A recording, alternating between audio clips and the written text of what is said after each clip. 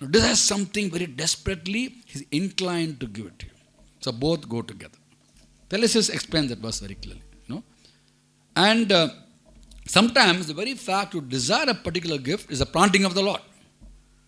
And he has, I want this gift, Lord. That desire is the planting of the Lord.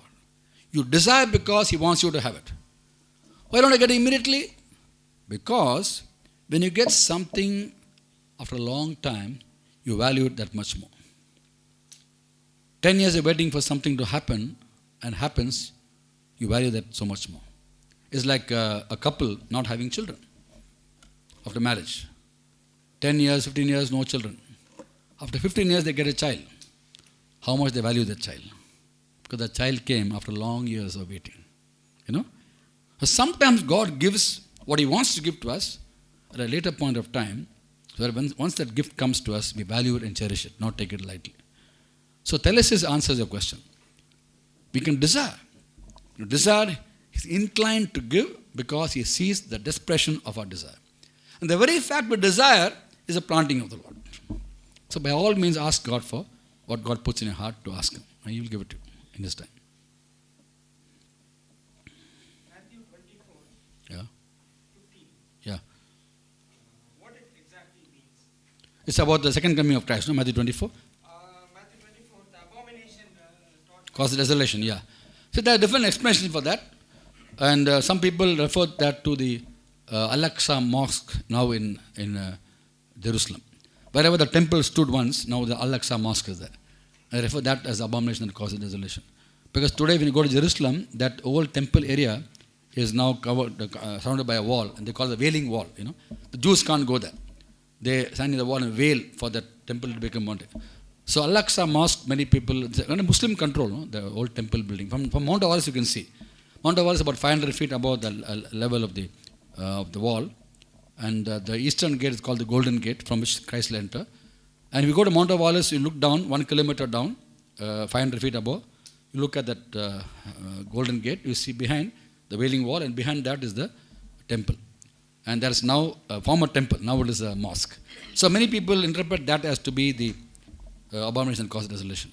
But we don't know. These are all speculation. But it could be. That could be that. In fact, it says in the holy place. In the holy place, there is probably the temple area. Yeah. Yeah, yeah. Yeah.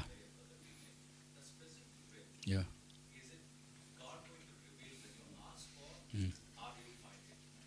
See, you have to find out. You know why it says? If you look at Ephesians 5:17, it says, do not be foolish, but understand what the Lord's will is.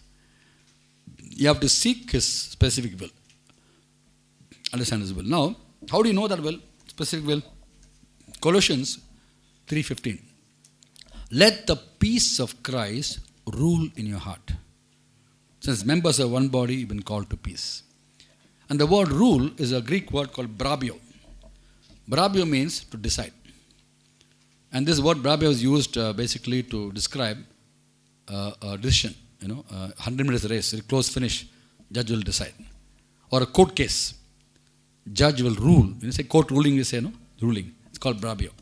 So when two things are both look attractive, only one is right. For example, you're praying about jobs, 3-4 jobs are there. Only one is right, one is the best. How do you know which is the one? Peace of Christ will decide. That's why God says, I want to teach you what is best for you. If only you pay attention to my commandments, your peace would have been like a river. When you don't have the peace of God, you can't discern the specific will, because no general will, no obedience, no peace. No peace means how can you discern? So when you have the peace of God because of obedience, then you pray about various matters, that what God has planned for you, about that you will have an unexplainable peace. That's how you decide, specific will. So will means wish of God, desire of God. Yes, Anbu. Yeah. There's nothing called permissible.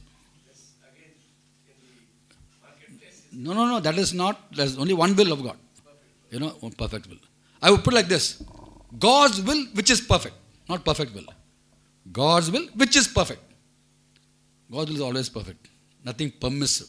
He won't compromise. What is permissiveness? Compromising. He won't compromise. When you do something against the will of God, it's against the will of God. See, the thing is a good question you ask, because sometimes what happens is, just because something happened, we say, must be God's will. God permitted, permissible will. No, it's not the will of God at all. For example, it can't be the will of God that I disobey Him. God won't say, Raj, I wish, see, Telma, it's the word will, no? That word Telma is used for Romans 12:1, perfect will of God. Will which is perfect, that's what it means. Now, Telma means what? Desire, wish. How can a holy God desire that we disobey Him? Can God tell me, Raj, I wish you disobey me? No. Do I disobey Him sometimes? Yes. When I disobey God, can I say God's will took place?